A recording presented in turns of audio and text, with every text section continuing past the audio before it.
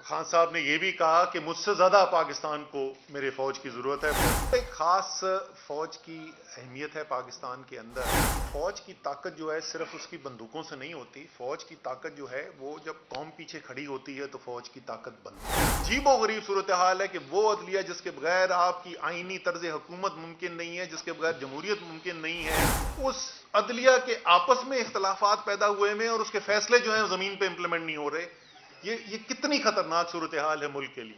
अगर खराबी नजर आ रही है तो इसका मतलब जो 13 महीने से हो रहा है वो मुल्क के लिए ठीक नहीं। इसका मतलब कुछ मुख्तलिफ होने की जरूरत है। मैं सेक्रेटरी जनरल तहरीक इंसाफ की जो जिम्मेदारी है और कोर कमेटी की मेंबरशिप, उससे मैं मुस्ताफी होऊंगा। सबसे पहले तो जी 9 मई को शुरू करते हैं। 9 मई के दिन जो वाकयात हुए उसकी मजम्मत जो है वो तकरीबन तमाम लोग कर चुके हैं, लेकिन मैं ज़रा सा तफसील में जान चाहता हूं कि क्यों वो वाकयात जो थे, 9 मई के जो वाकयात थे, वो क्यों मुल्क के लिए ख़तरनाक थे। जो उस दिन हुआ, लोगों की जानें गईं, ज़ख्मी हुए लोग, इमलाक तबाह बर्बाद हुई, सरकारी भी और निजी भी। लेकिन शायद सबसे ज़्यादा जो उस दिन ख़तरनाक बात हुई कि ऐसी तनसीबात जिनका फ़ौज से ताल्लुक़ था उनके ऊपर हमले किए गए। फ़ौज का पाकिस्तान के अंदर क्या उसकी अहमियत है, मेरे ख्याल में इसका सबसे अच्छा तज़िया इमरान खान साहब ने पेश किया। और खान साहब ने जैसे, और एक दफ़ा नहीं एक से ज़्यादा दफ़ा वो कह चुके हैं ये बात, कि मुस्लिम ममालिक की तरफ अगर आप नज़र दौड़ाएं पिछले 15-20 साल के अंदर तो आप देखेंगे कि किस तरीके से तबाही देखी गई है मुस्लिम दुनिया के अंदर। और खान साहब ने एक से ज़्यादा दफ़ा कहा है कि अगर वो ना पाकिस्तान में एक डिसिप्लिन्ड और ताकतवर फ़ौज होती तो शायद हमें भी वैसे ही हालात देखने को मिलते जैसे शाम के नज़र आए, जैसे इराक के नज़र आए। इसी के साथ साथ खान साहब ने यह भी कहा कि मुझसे ज़्यादा पाकिस्तान को मेरे फ़ौज की ज़रूरत है। बहैसियत वज़ीर आज़म कहा था यही कन्वेंशन सेक्टर में। तो एक ख़ास फ़ौज की अहमियत है पाकिस्तान के अंदर, और जाहिर है फ़ौज की ताकत जो है सिर्फ उसकी बंदूकों से नहीं होती। फ़ौज की ताकत जो है वो जब कौम पीछे खड़ी होती है तो फ़ौज की ताकत बनती है। उस दिन जो मनाजिर देखने को मिले वो न सिर्फ काबिल मजम्मत है, बट एक बहुत बड़ा लम्हे फिक्रिया है पाकिस्तान के लिए कि क्यों ऐसी सूरत हाल पैदा हुई। और जाहिर है उससे जो पैगाम गया मुल्क के बाहर वो भी इंतहाई तशवीशनाक पैगाम है। तो पहले भी इसकी बात की जा चुकी है।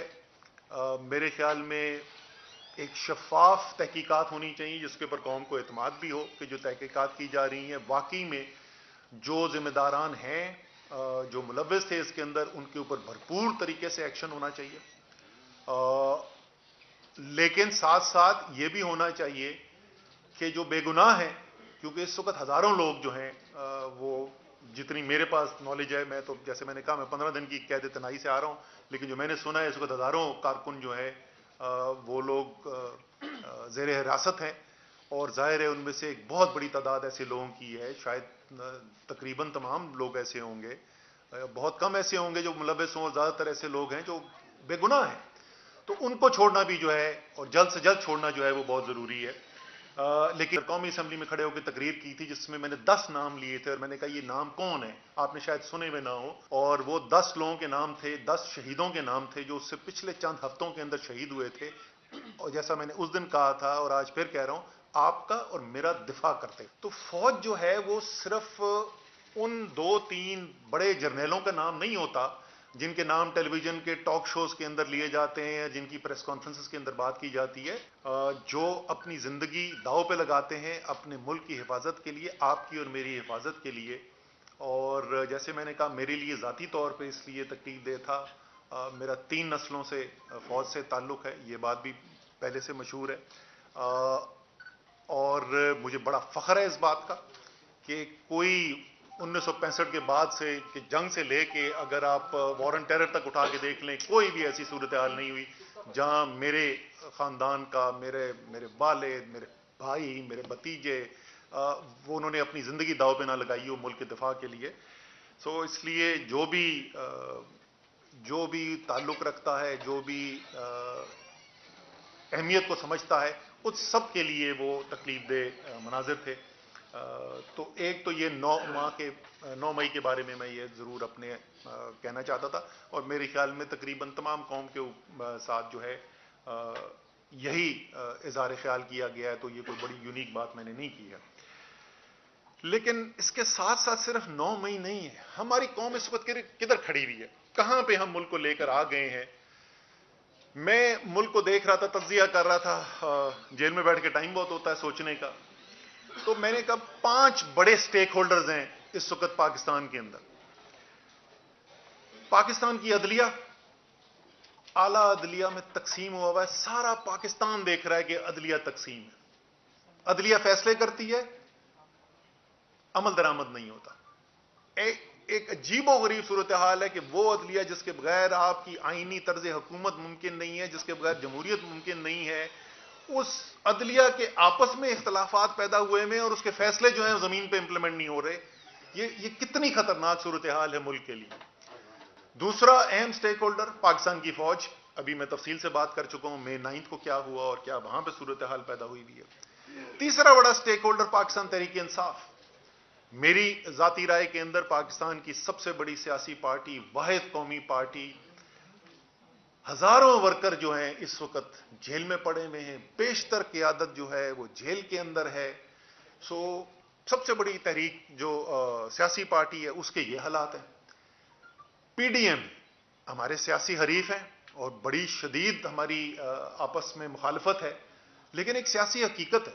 میرے خیال میں آج یہ میرا ذاتی تجزیہ یہ ہے کہ اگر آج الیکشن کرا دیا جائے تو آج وفاق میں, پنجاب میں اور خیبر پختونخوا میں تحریک انصاف کی حکومت بنے گی, اور سندھ اور بلوچستان کے اندر پی ڈی ایم کی حکومت بنے گی یا پی ڈی ایم کی جماعتوں کی حکومت بنے گی, اور وفاق کے اندر بھی ٹھیک ٹھاک تگڑی اپوزیشن بنے گی.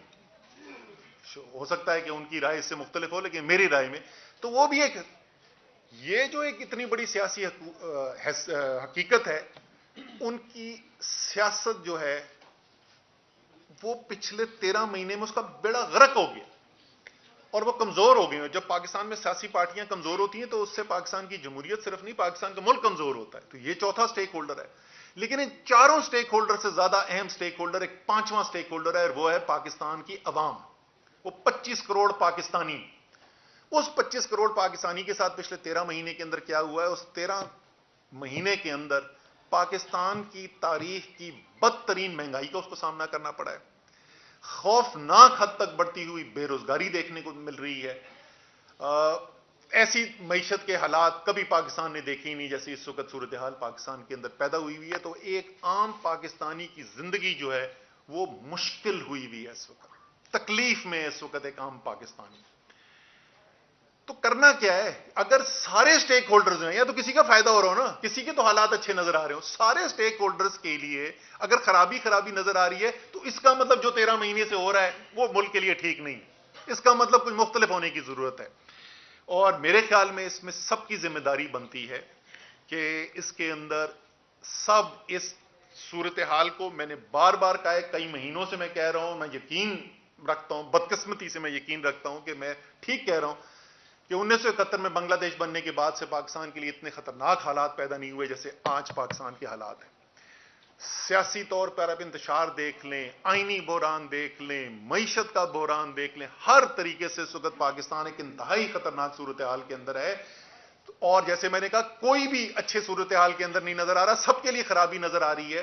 تو کرنا کیا؟ یہ ذمہ داری جو ہے, یہ بات بھی جو میں کہہ رہا ہوں, یہ میں بار بار دہراتا رہا ہوں, یہ سیاسی لیڈرشپ کی ذمہ داری ہے کہ انہوں نے ملک کو ادھر سے نکالنا ہے.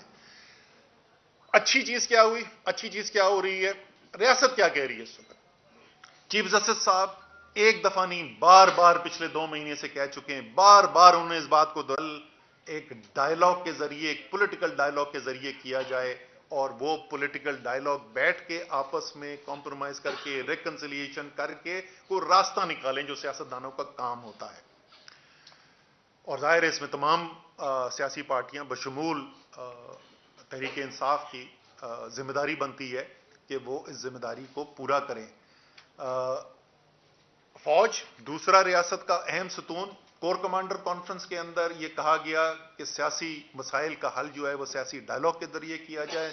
कौमी सलामती कमेटी के इजलास के अंदर एलामिया के अंदर लिखा गया कि सियासी डायलॉग के जरिए किया जाए। पाकिस्तान के दोस्त ममालिक जो हैं, जो पाकिस्तान का खैर चाहते हैं, वो सब कह रहे हैं कि सियासी डायलॉग के जरिए होना चाहिए। सबको फिक्र है इस वक्त, बाहर पाकिस्तान के दोस्तों को फिक्र है कि पाकिस्तान के अंदर क्या हो रहा है पाकिस्तान के हालात को देखकर। तो इसलिए मेरे ख्याल में जब रियासत के अहम तरीन सतून जो हैं सब के सब वो भी इस बात को सपोर्ट करते हो, आपके दोस्त ममालिक भी इसकी बात कर रहे हो, इसको सपोर्ट करते हो, पाकिस्तान का प्राइवेट सेक्टर जिसको नजर आ रहा है कि कैसे मईशत की तबाही हो रही है वो इस बात को सपोर्ट करता है, तो वक्त है कि हमें इसके ऊपर टाइम जाया किए बगैर फौरी तौर पर बैठ के पॉलिटिकल डायलॉग के जरिए कोई हल निकाला जाए इसका। आखिरी हिस्सा जो मैं जिसका कहने वाला था वो ये है कि जो सूरत हाल पैदा हो गई, जिसका मैंने भी आपसे तफसील से जिक्र किया पहले, 9 मई के बाद खास तौर पर इस वक्त मेरे लिए ये ज़ाती तौर पर मुमकिन नहीं है कि इन हालात के अंदर क़यादत की जो जिम्मेदारियां होती हैं वो मैं निभा सकूं, वो मेरे लिए मुमकिन नहीं है। इसलिए मैं सेक्रेटरी जनरल तहरीक इंसाफ की जो जिम्मेदारी है और कोर कमेटी की मेंबरशिप, उससे मैं मुस्ताफ़ी होऊंगा।